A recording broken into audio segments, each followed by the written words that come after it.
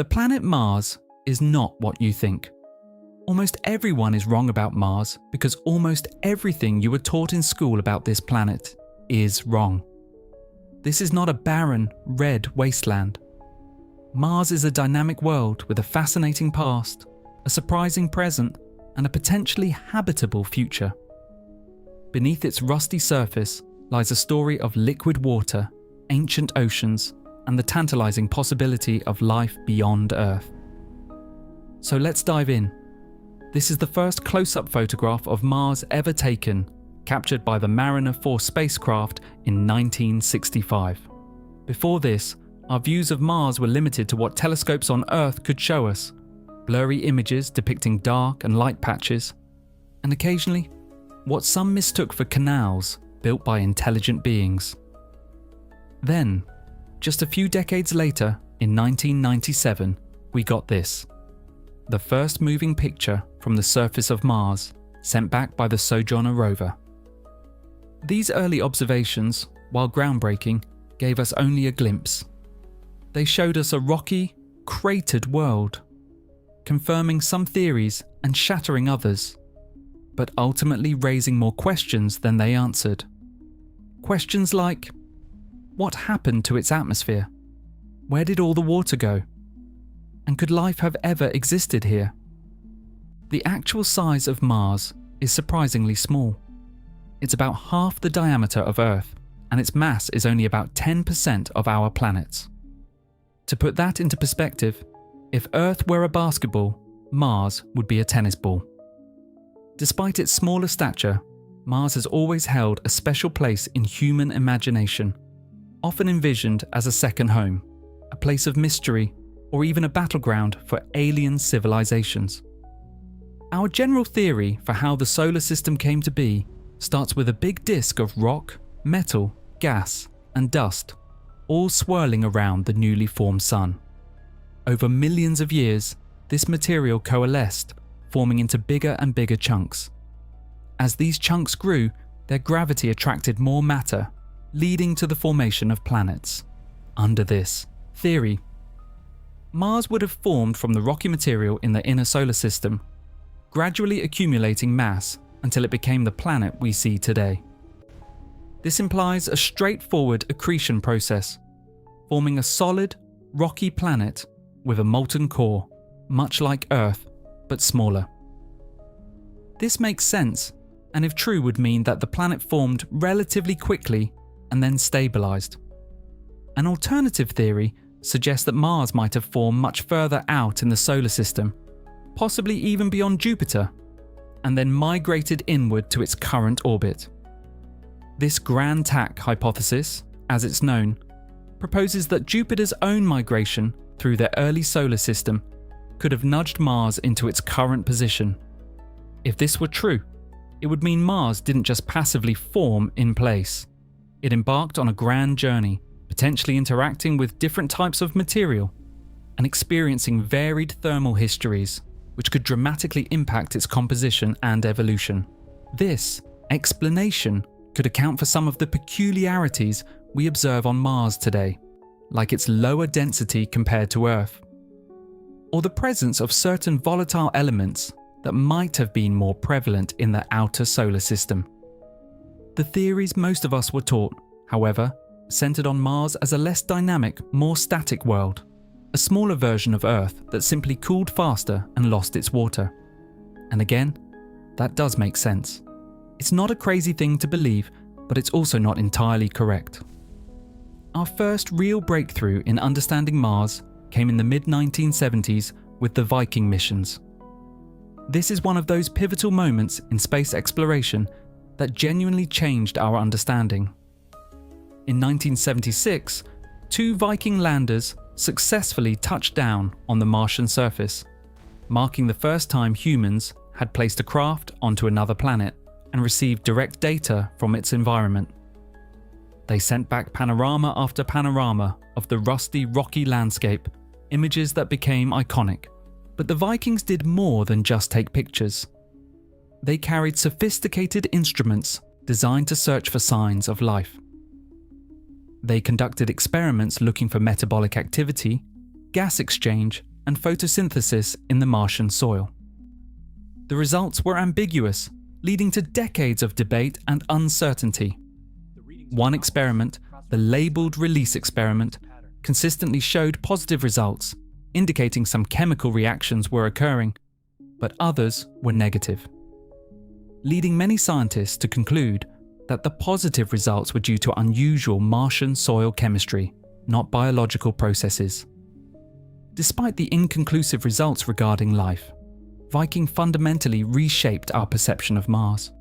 It showed us a world sculpted by wind and ancient floods, a world with a thin, cold atmosphere, but also hints of a more dynamic past. It was then that we truly began to grapple with the idea that Mars might once have been a very different place, potentially teeming with liquid water. But how could a small, thin atmosphered planet like Mars hold liquid water? The discovery of definitive evidence for past liquid water didn't come until much later, almost a quarter century after Viking. In 2000, images from the Mars Global Surveyor revealed gullies and channels, suggesting recent flows of water. Then, in 2004, the Opportunity rover found clear geological evidence of past liquid water in the form of hematite spherules, dubbed blueberries, and layered bedrock that could only have formed in the presence of standing water.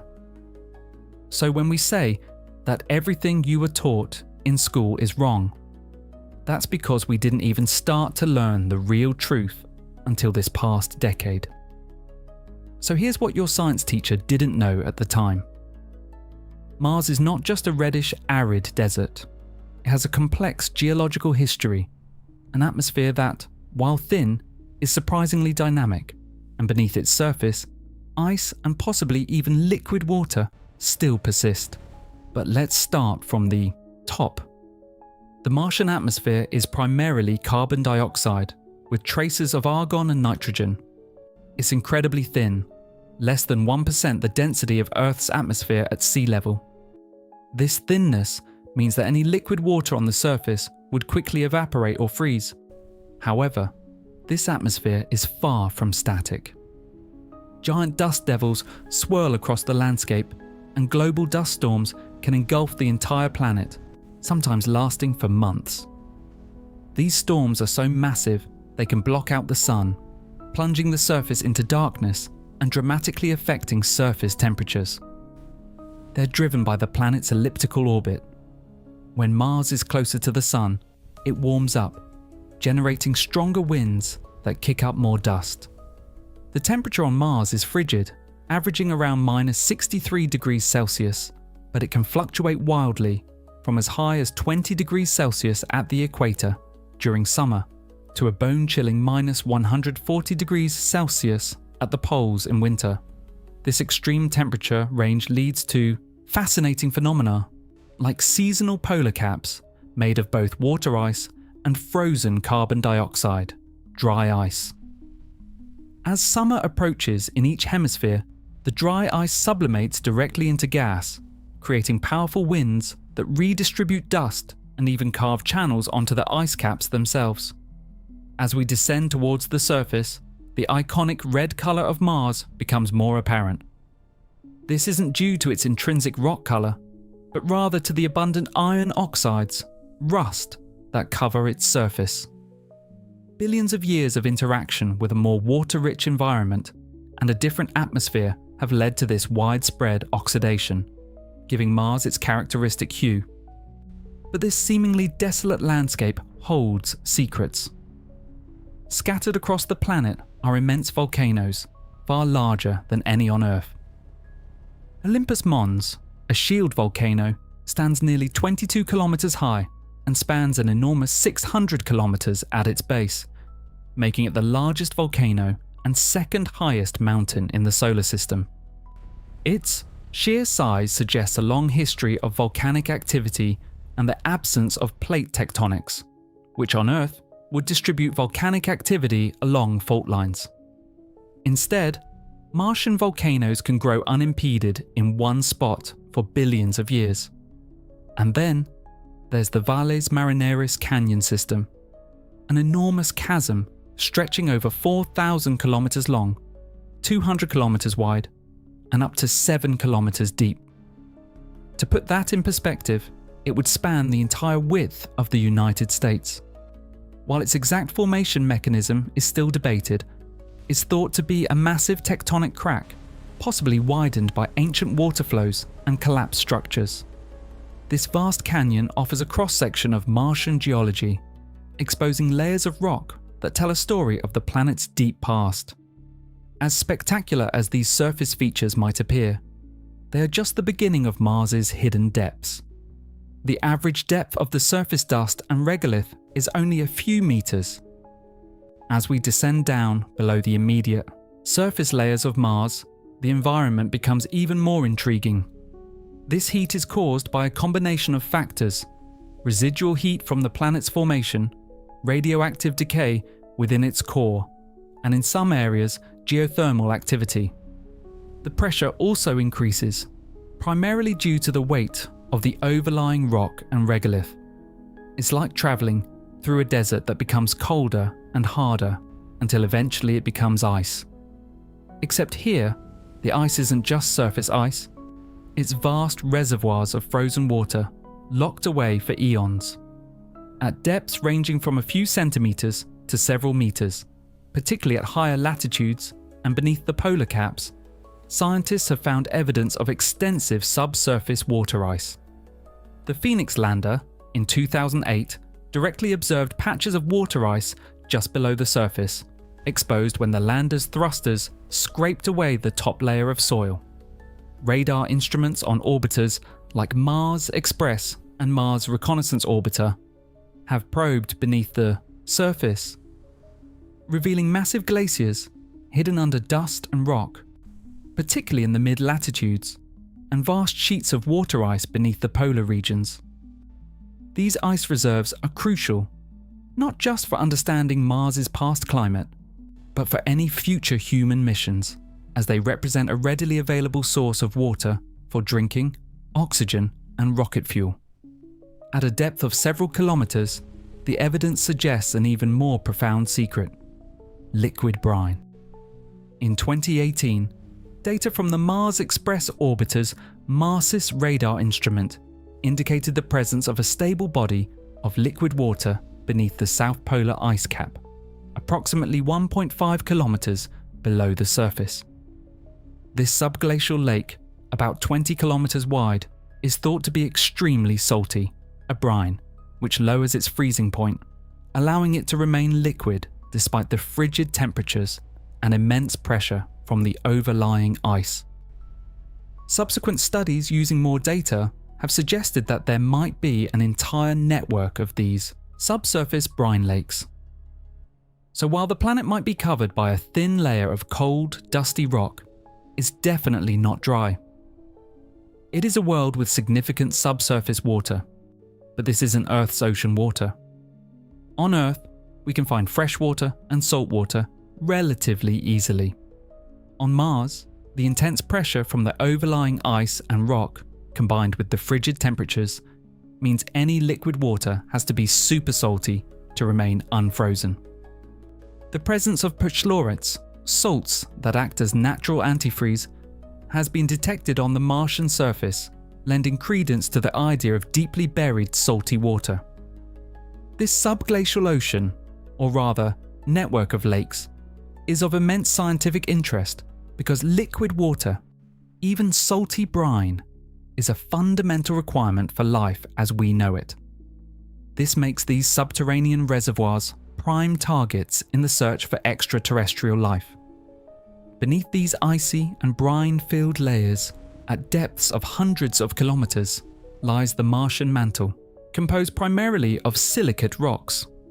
Unlike Earth, Mars does not appear to have active plate tectonics, meaning its crust is a single, unbroken shell. This lack of tectonic activity means that heat from its core has fewer ways to escape, possibly leading to localized hotspots that fed the massive shield volcanoes like Olympus Mons. The mantle is thought to be semi-molten in places, allowing for some movement and convection. but without the large-scale global recycling of crustal material that characterizes Earth. And down there, at the bottom of everything, lies the solid core of Mars. For a long time, we believed Mars had a fully molten, predominantly iron-nickel core, similar to Earth's, albeit smaller and probably cooler. This made sense given its formation theories. However, new research from NASA's InSight lander, which has been performing seismic investigations on Mars since 2018, is uncovering a much more complex picture.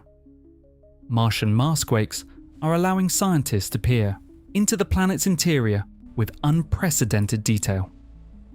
These seismic waves travel through the planet, and by analysing how they reflect and refract, scientists can infer the composition and state of different layers.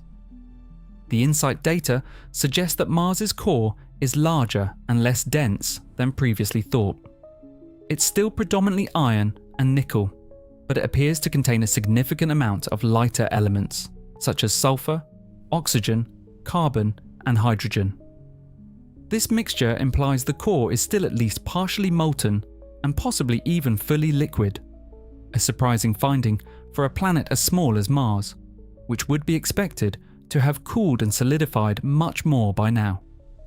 This fluid outer core, if it exists, would be the engine for any past or present magnetic field. Mars today has only localized faint magnetic fields, remnants from an ancient global magnetic field that protected its early atmosphere from solar winds. A liquid active core would help explain how that early dynamo could have operated. Now we're still trying to understand the full implications of this larger, less dense core. It challenges some of our assumptions about planetary formation and evolution. It's thought that if Mars's core is unusual, it might be due to its formation history, perhaps incorporating lighter elements more readily during its accretion, or experiencing different thermal conditions during its early life due to that aforementioned migration in the solar system. The collision theory, where a smaller body impacted Mars early on, could also explain some of these anomalies by altering its internal structure. For all that we've learned, we still have no clear answer on how a planet like this truly came to be, maintaining a partially molten core against expectations and holding vast reservoirs of water beneath its seemingly barren face. And that's what makes Mars so cool. It's just weird. It's a giant mystery right next door, begging to be explored, and we'll get there eventually.